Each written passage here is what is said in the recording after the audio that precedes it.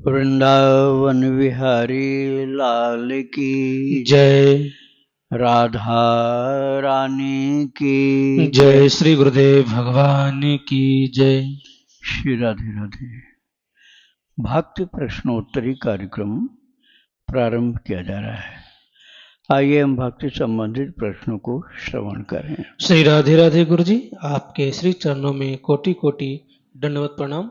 खुशी जी हैं देहरादून से, इनका प्रश्न है, क्या कृष्ण सभी से समान रूप से प्रेम करते हैं या वे सिर्फ उन्हीं से विशेष और अधिक प्रेम करते हैं जो उनसे उच्च कोटि का प्रेम करते हैं और उनके महान भक्त हैं?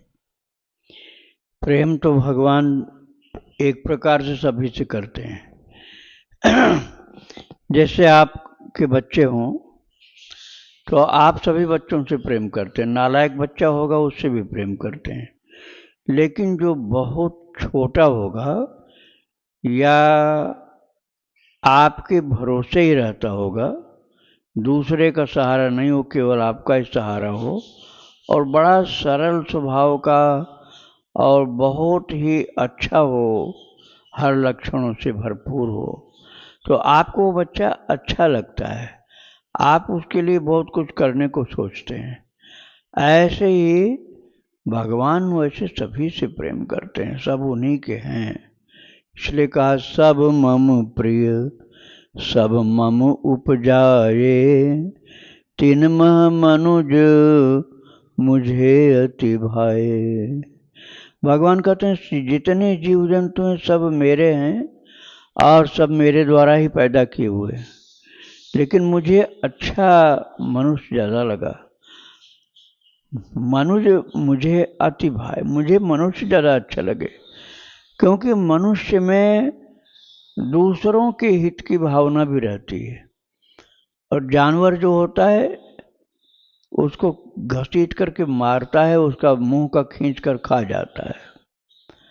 मनुष्य अपना भी दूसरे को खिला देता है, दूसरे का हित चाहता है, और दूसरे का हित न खिला के सबका अपने खुद खाना चाहे तो मनुष्य रूप में वो पशु होता है। तो जिसके अंदर मनुष्यता है, मानवता है, उसको भगवान ज़्यादा चाहते हैं। यद्यपि कृपा सभी के ऊपर है, लेकिन वो उन्हें अच्छा लगता है। मुझे अति भाए, ऐसा शब्द बोला है कि मुझे वो बहुत भाता है, कि उसके अंदर दैवी गुण है, स्वार्थ त्याग कर परोपकार की भावना है, परमार्थ के लिए जीता है, वो प्रभु को बहुत प्रिय होता है। उसके लिए भगवान ने कहा है गीता जी में, योगक्षेमम वहाम्य हम, मैं उसके योग और क्षेम का भार वहन करता हूँ खुद। अनन्याश्चिन्तयन्तो माम ये जनाः पर्युपासते, जो मुझे ही रात दिन याद करते हैं और सदा परोपकार में जीवों के हित में लगे रहते हैं, भगवान कहते हैं उनकी सार संभाल मैं करता हूँ और वो मुझे बहुत अच्छे लगते हैं। कृपा सभी के ऊपर है, लेकिन आप भगवान की तरफ अनुराग भरी, श्रद्धा भरी अपनी प्रीति रखिए, तो भगवान आपको पसंद ज़्यादा करेंगे, और आपके अंदर निस्वार्थता हो, परोपकार हो, तो आपकी सेवा में ठाकुर जी भी लग जाते हैं। कितने ऐसे संत हुए हैं जिनके यहाँ भगवान ने रूप बदल करके उनकी सेवा में सहयोग किया है। राधे राधे। इनका दूसरा प्रश्न है, कृष्ण से सच्चा और गहरा प्रेम हो जाने के क्या लक्षण होते हैं? हम कैसे पहचान सकते हैं कि यह केवल आकर्षण नहीं बल्कि हृदय में स्थिर हो चुका प्रेम ही है? यदि वास्तव में प्रेम होगा तो भगवान के लिए कोई शिकायत आपके मन में नहीं आएगी, और यदि प्रेम नहीं होगा तो भगवान के लिए आपके मन में तमाम शिकायत रहेगी। भगवान मिलेंगे तो हम ये उनसे पूछेंगे, ये आपने क्यों किया, ये क्यों किया, यूँ क्यों किया। इसका मतलब आपको प्रेम नहीं है, आप भगवान के अंदर कमी ढूंढते हो और उनको अपना नहीं मानते, उनसे प्रेम नहीं आपका। प्रेम वाला कभी कोई शिकायत भगवान से नहीं करता है, बल्कि भगवान के ही लिए अपना जीवन लुटा देता है कि मेरा जीवन अब आपके लिए मैंने अर्पित कर दिया, जैसे चाहो वैसे रहो। तो ये प्रेम जिसके अंदर उत्पन्न होता है ना, उस प्रेम के लिए तो भगवान भी उसके पीछे पीछे चलते हैं। राधे राधे। इनका आखिरी प्रश्न है, क्या कृष्ण से प्रेम हो जाना उन्हीं के प्रेम और कृपा से होता है? क्या कृष्ण ही स्वयं इस प्रेम को साधक के हृदय में जगाते हैं और इसे अधिक गहरा और स्थिर भी करते हैं? यदि वो चलता है तब करते हैं, वैसे नहीं करते हैं। जो तू धावे एक पग तो मैं धाऊं 60, और जो तू कर्रो काठ तो मैं लोहे की लाठ। भगवान कहते हैं तू मेरी तरफ थोड़ा तो चले, तू मेरी तरफ थोड़ा चलेगा तो मैं तेरी तरफ ज्यादा चलूंगा। अब तू कहेगा नहीं मैं भगवान को नहीं मानता, तो वही कृपा होगी जो सब जीवों के लिए होती है। जैसे सबके लिए पानी बरसाते हैं, सबके लिए धूप निकालते हैं, सबके लिए ऑक्सीजन मिलती है, सभी के लिए मौसम होता है, ऐसे तुम्हारे लिए होगा। लेकिन तुम विशेष कृपा चाहते हो तो तुम मेरी तरफ थोड़ा चलना शुरू करो, तो मैं तुम्हारी तरफ स्वयं चल करके तुमको गोद में लेने को तैयार हूँ। श्री राधे राधे। मुंबई से गुरु जी, इनका प्रश्न है, मैं बचपन से दुर्गा माँ को ही सब कुछ मानती थी, लेकिन कुछ वर्ष पहले मैं माता की कथा सर्च कर रही थी और हर एक कथा में श्री कृष्ण का वर्णन आ जाता था। मुझे लगता था मैं माता रानी की महिमा सुनना चाहती हूँ और श्री कृष्ण क्यों बीच में आ जाते हैं। फिर मैंने एक दिन भगवत कथा सुन ली और ठाकुर जी अपनी ओर खींच लिया। तब से मुझे लगता है कि दुर्गा माँ ने ही मुझे ठाकुर जी से जोड़ा है, तो वही मेरे गुरु हैं। लेकिन उनको गुरु दक्षिणा देने की सामर्थ्य मुझे में नहीं है, तो क्या उनको गुरु मानना चाहिए? बिल्कुल आपकी समझ सही है। आपको दुर्गा माता ने भगवान कृष्ण की ओर खुद झुकाया। दुर्गा माता ने आपको प्रभु के चरणों में खुद पहुंचाया है, उन्होंने कृपा की है, तो उनकी कृपा के लिए धन्यवाद तो आपको देना ही चाहिए। और धन्यवाद का जितना अधिकतम उदारता पूर्वक आपका प्रयत्न होगा, उतना ही उनकी प्रसन्नता अधिक होगी। श्री राधे राधे। इनका दूसरा प्रश्न है, पहले मैं बिना हरे कृष्ण महामंत्र जप करती रहती थी, लेकिन अब राधा नाम की आदत हो गई है। अब बिना माला के महामंत्र कर ही नहीं पाती। माला रखते ही अपने आप राधा राधा शुरू हो जाता है और संत जन कहते हैं कि कोई एक नाम पकड़ लो, अलग अलग नाम से भक्ति में उन्नति नहीं होगी। तो मुझे क्या करना चाहिए, कृपया मार्गदर्शन करें। यदि आपने दीक्षा लिया है तो सर्वप्रथम आपका उत्तरदायित्व है कि आपको दीक्षा में जो मंत्र मिला है उसका जप करिए, और उसकी संख्या जब पूर्ण हो जाए नियम के अनुसार, तब उसके बाद जो नाम आपको प्रिय है भगवान का, कोई भी नाम, उसको आप फिर जपते रहिए, रात दिन जपिए। और भक्तों का चरित्र जरूर सुनिए। बिना भक्त चरित्र श्रवण किए कोई भक्त नहीं हो सकता है। श्री राधे राधे। इनका आखिरी प्रश्न है, महाराज जी, जब मैं फल सब्जी आदि लेने के लिए स्त्रियां सब चेक करके लेती हैं, कुछ न कुछ मुख में डालती रहती हैं, तो क्या वो देखने के बाद भी मुझे ठाकुर जी के लिए वो सारी चीजें लेनी चाहिए भोग के लिए? आपको उनका भाव नहीं मालूम है ना। वो भगवान के लिए जैसे शबरी माता चखती थी कि ये कड़वा तो नहीं है जो बेर में रख रही हूँ, हमारे राम जी को मीठा मीठा खिलाना है, कड़वा होगा तो मैं नहीं दूंगी। इस भाव से उनका चखना होता है, जूठा करने का भाव नहीं होता है। जूठा करने का भाव जहाँ आपको समझ में आओ वहाँ नहीं ग्रहण करना चाहिए, और जहाँ प्रभु की सेवा का भाव है वहाँ लिया जा सकता है। राधे राधे। बरसाना से एक सखी है, उनका प्रश्न है, वो 500 जप का महत्व ज्यादा क्यों है?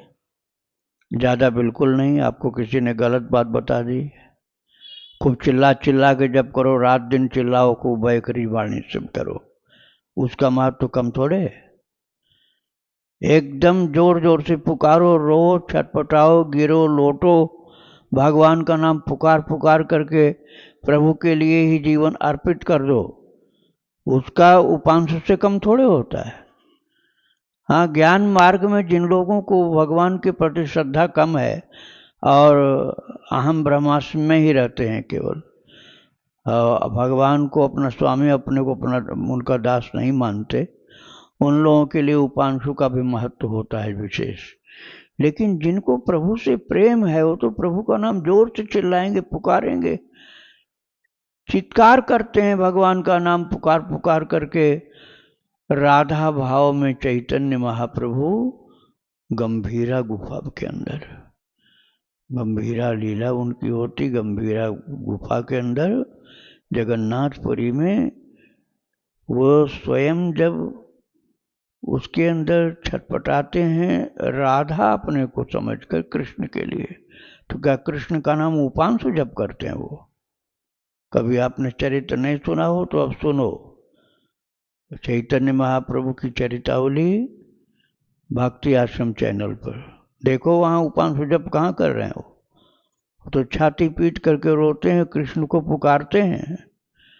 उपांशु जप भक्त के लिए नहीं होता है, योगी के लिए होता है, अद्वैत ज्ञानी के लिए होता है।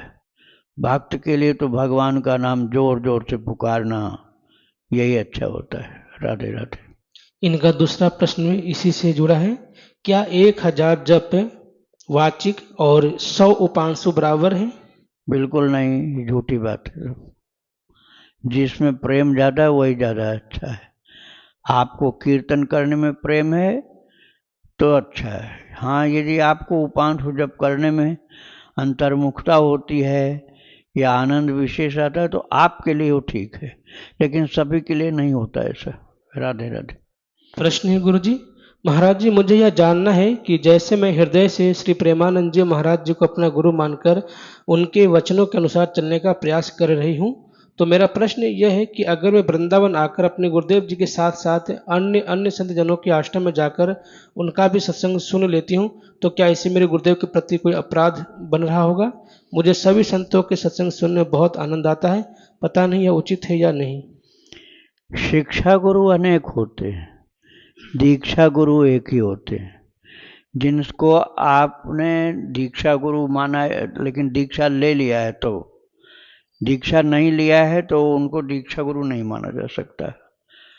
आप जिनसे दीक्षा ले लें वो एक दीक्षा गुरु होते हैं, लेकिन जहाँ जहाँ आपको साधना की विशेष रूप से जानकारी मिलती है, भगवान की लीला कथा चरित्र सुनने को मिलता है, भक्तों का चरित्र सुनने को मिलता है, वहाँ उसको ग्रहण करिए।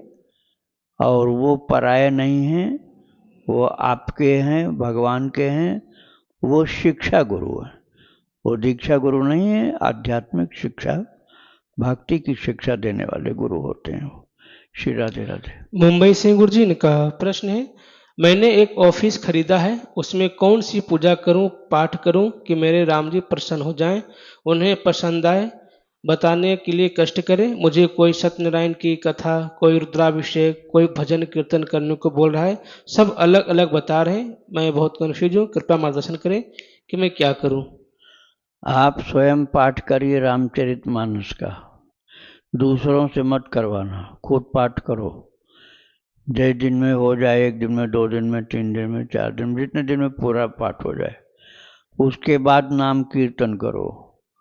रामायण पाठ के बाद जितने घंटे कर पाओ, 2, 3, 4 घंटे राम नाम का कीर्तन करो और भगवान को भोग लगा के प्रसाद बांटो।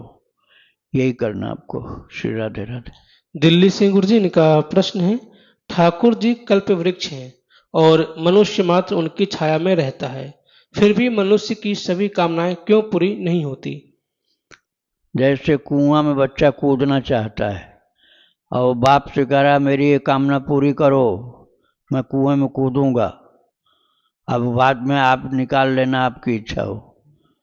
तो उस पागल बच्चे को मूर्ख समझकर, अज्ञानी समझ करके बाप उसको एक थप्पड़ भी लगा सकता है। कुएं में तो कूदने नहीं देगा, एक चपत और लगा देगा, ले कुएं में कूद। ऐसे ही मूर्ख लोगों की प्रार्थना, उनकी इच्छा, उनकी कामना, उनकी मुरादें पूरी करना इतना ज़्यादा अज्ञानपूर्ण होती हैं कि भगवान देते नहीं हैं, बल्कि कभी कभी उसको हल्की सी चपत भी लगा देते हैं कि क्या मांगता है, जहर खाने को मांगता है और कह रहा हमको देते नहीं हो। तो जहर तुम मांगोगे किसी से तो भला आदमी कैसे देगा, और भगवान से भला हमारे लिए दूसरा तो कोई है नहीं। तो भगवान हमें अनुचित चीज़ें क्यों प्रदान कर देंगे।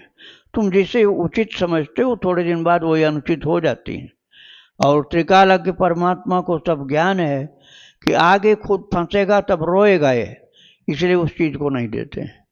राधे राधे। इनका अगला प्रश्न है, गुरु बाबा, श्री गीता जी का ही सिद्धांत क्यों सर्वश्रेष्ठ क्यों माना गया है? गीता जी का उपदेश भगवान कृष्ण ने अपने प्रिय सखा अर्थात प्रिय मित्र को विशेष संकट काल में दिया था। एक तो विशेष संकट काल था, दूसरा जिसको उपदेश दिया वो उनके प्रिय मित्र थे। और ये भगवान ने चौथे अध्याय में बोल भी दिया, भक्तोऽसि मे सखा चेति रहस्यम हेतुदुत्तमम। हे अर्जुन, ये उत्तम रहस्य मैं तुम्हारे सम्मुख खोलकर इसलिए रख रहा हूँ क्योंकि तुम मेरे भक्त भी हो और मेरे सखा भी हो। चौथे अध्याय का पाठ करना तो आपको ये शब्द मिल जाएंगे, शुरू में ही है, 2-4 श्लोक में ही सब ये मिल जाएगा आपको। तो भगवान अपने प्रिय से प्रिय सखा को और प्रिय से प्रिय भक्त अर्जुन को उनके जीवन के बहुत इम्पोर्टेंट टाइम पर ये सुनाए हैं, इसलिए ये उपदेश बहुत कल्याणकारी सभी के लिए। श्री राधे राधे। इनका अगला प्रश्न है, क्योंकि स्वर्ण में कलयुग का निवास बताया है, तो फिर स्त्री को स्वर्ण का आलिंगन करना चाहिए कि नहीं? स्वर्ण भगवान के लिए हो तो कल्याणकारी है और सबके लिए कलयुग का वास है, लेकिन भगवान के लिए भी ऐसा मत करो कि दुष्ट लोगों की निगाह भी पड़े कि यहाँ पर स्वर्ण का आभूषण है, नहीं तो आपको भी परेशान करेंगे, भगवान को भी कष्ट देंगे। तो आप स्वर्ण के पीछे क्यों पड़ते हो, क्या करोगे इकट्ठा करके।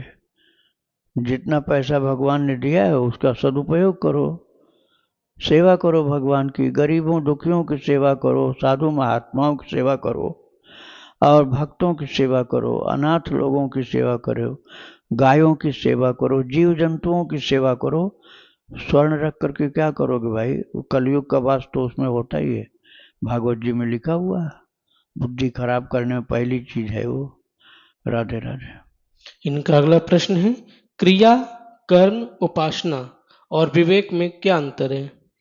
पहले एक चीज तो सीख लो, भगवान का भजन करना सीखो पहले, तब ये फालतू बातें पूछो।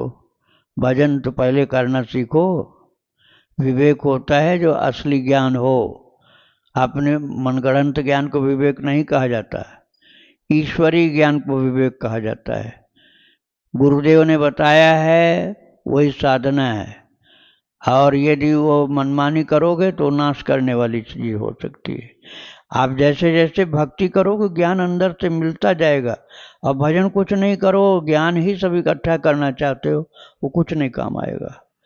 राधे राधे। उषा मीणा जी राजस्थान से, इनका प्रश्न है, श्री नीम करोड़ी बाबा की साधना के बारे में समुचित जानकारी प्रदान करें ताकि हमारी भक्ति, श्रद्धा, विश्वास बढ़े और उनकी स्मरण हमें भक्ति का आशीर्वाद प्राप्त हो। नीम करोड़ी बाबा लाल स्याही से राम राम राम राम राम राम राम राम राम राम लिखते रहते थे। और आखिरी उनकी यात्रा थी कैंची, नैनीताल के पास कैंची, वहां से वृंदावन आए, बस उनकी आखिरी यात्रा थी, फिर कहीं जाते नहीं थे। तो उन्होंने जो कापी राम राम लिखा था वो एक माता को दे दिया कि तू इसको पूरा करना, मैं तो अब वृंदावन जा रहा हूँ। वृंदावन में आखिरी जीवन उनका भी, यहीं समाधि मंदिर भी है। तो पहला काम तो ये आपको करना है कि लाल स्याही से राम राम राम राम राम लिखो। दूसरा काम ये करना है कि नीम करोड़ी बाबा भक्तों के विषय में कहते थे, सुनाते थे, सुनते थे। ये आप भी करो, भक्तों का चरित्र सुनो, और बन जाए तो सुनाया भी करो, नहीं तो सुनते रहो। और दूसरों के भले का काम करते थे, अपने स्वार्थ को जीवन में कभी याद ही नहीं किया। आप भी दूसरों के भले के सेवा का कार्य करो, स्वार्थ का कार्य मत करो, फिर उनका आशीर्वाद आपको मिलने लग जाएगा। राधे राधे। तृप्ति शरण जी, इनका प्रश्न है, शरीर पर 12 जगह तिलक लगाने के क्या महत्व हैं? तिलक के साथ कोई मंत्र भी बोलते हैं क्या? तिलक के साथ सीताराम सीताराम सीताराम सीताराम सीताराम सीताराम यही बोलो, इससे बड़ा कोई मंत्र नहीं हो सकता है। और 12 जगह लगाने का मतलब होता है 12 महाभागवत का हमारे शरीर में आगमन हो रहा है। स्वयंभू नारद शंभु कुमार कपिलो मनु प्रहलादो जनको भीष्मो बलिर्वय्य सखिर्वयम् द्वादशैते विजानीमो धर्मम भागवतम भटा। प्रहलाद जी का यह है, प्रहलाद जी भीष्म हैं, और ये बताया था धर्मराज जी महाराज ने। धर्मराज अर्थात यमराज ही वही धर्मराज हैं, उन्होंने अपने दूतों को यह बताया था। भागवत जी में कथा है। तो इसमें जो 12 महाभागवत हैं, स्वयंभू अर्थात ब्रह्मा जी, नारद जी, शंभु अर्थात शिव जी, स्वयंभू नारद शंभु, कुमार अर्थात सनकादि मुनि, कपिल, मनु, प्रहलाद जी, जनक जी, भीष्म जी, सुखदेव जी महाराज, और धर्मराज स्वयं भी इसमें है। तो ये सब 12 महाभागवत अर्थात महान महान ये चुने हुए प्रभु के भक्त 12 तिलक के रूप में हमारे अंदर प्रवेश कर रहे हैं, स्थिर हो रहे हैं। इस भावना से लगाओ। राधे राधे। गुरुजी, इस 12 तिलक को स्त्रियां भी लगा सकती हैं, और क्या नियम है इसके लगाने के? देखो, ये विरक्त लोगों के लिए ही आवश्यक होता है। आप गृहस्थ हो तो लगा सकते हो, लेकिन उसको दिखाना आवश्यक नहीं होता। अब आप माताओं से कहोगे कि इसको दिखाओ तो वो अनुचित हो जाएगा। तो वो सर्वोत्तम एक ही जरूरी है, मस्तक पर लगा लेना। उसके बाद आप चाहें तो छोटा छोटा स्पर्श मात्र कर लें, किंतु विरक्त साधुओं के लिए तो अच्छा बड़ा बड़ा लगाना ठीक है। गृहस्थ के लिए तो थोड़ा स्पर्श करना है। और यदि माताएं हैं तो केवल गले में लगा लें, अपने हृदय पर लगा लें और ललाट पर लगा लें, 3 तिलक लगा लें। राधे राधे। इनका दूसरा प्रश्न है, आपने पिछले किसी वीडियो में भोग अर्पण करते समय भोग मंत्र के बारे में कहा था। यह भोग मंत्र कृपा करके एक बार दोबारा से बतला दें। त्वदीयं वस्तु गोविंद तुमेव समर्पित गृहाण सन्मुखो भूत्वा प्रसीद परमेश्वर। एक तो ये है, और दूसरा आपको गीता जी का पसंद है तो ब्रह्मार्पणम हवि ब्रह्माग्नौ ब्रह्मणाहुतम ब्रह्मैव तेन गंतव्यम ब्रह्म कर्म समाधिना। ये दोनों श्लोक बोल लो, हो गया भोग का मंत्र। और भजन आता है जो भोग लगाने का, तो भजन बोलना चाहिए। राधे राधे। गुरुदेव, बचपन से ही हमें प्रभु श्री कृष्ण के प्रति बहुत प्रेम था, और हम बाल्यावस्था से ही प्रभु की सेवा पूजा करते हैं। प्रभु इतनी लीलाएं करते हैं हमारे साथ, जो अगर वर्णन करने बैठे तो शायद एक बड़ी किताब हम लिख सकते हैं। कभी कभी हम जो पोशाक ठाकुर जी को धारण करना चाहते हैं, वो पोशाक ना पहनकर अपनी पसंदीदा पोशाक पहन लेते हैं। उनको जो भोग पाने का मन करता है, वही भोग लगाने का विचार वह हमारे अंदर डाल देते हैं। कभी पाग गिरा देते हैं, कभी बंसी घुमा देते हैं। वह सचल रूप में विराजमान है, इसका प्रमाण न जाने कितनी बार ही हमें मिल चुका है। कभी हंसते हैं तो कभी रूठ कर बैठ जाते हैं। वृंदावन में जैसे सचल राधा रमन लाल श्री बांके बिहारी जी विराजमान हैं, वैसे ही हमारे ठाकुर जी न जाने कितनी लीलाएं हमारे साथ करते रहते हैं। हम अपने आप को बहुत सौभाग्यशाली मानते हैं कि प्रभु ने इस अधम जीव पर इतनी कृपा की, प्रगति में अपनी सेवा का अवसर हमें दिया। जीवन धन्य हुआ। अब बस इतनी ही इच्छा है, यह प्रेम संबंध जो प्रभु से हमारा है वह जीवन के अंत तक निभ जाए। बहुत सौभाग्य है आपका, बड़ी कृपा है आपके ऊपर। भगवान ने आपको विशेष रूप से अनुग्रह प्रदान किया है। अब आपको ये करना है कि बताना नहीं इसको। आप अपने इस कृपा, जो प्रभु की कृपा हो रही, इसको लोगों से बताना चालू कर देंगे तो फिर इस कृपा में बाधा पड़ जाएगी, फिर प्रवाह कम हो जाएगा। इसलिए इसको जितना ही गुप्त रख पाओ उतना ही आपके लिए ज़्यादा लाभकारी होगा। राधे राधे। वृंदावन बिहारी लाल की जय। राधा रानी की जय श्री गुरुदेव भगवान की जय। श्री राधे राधे।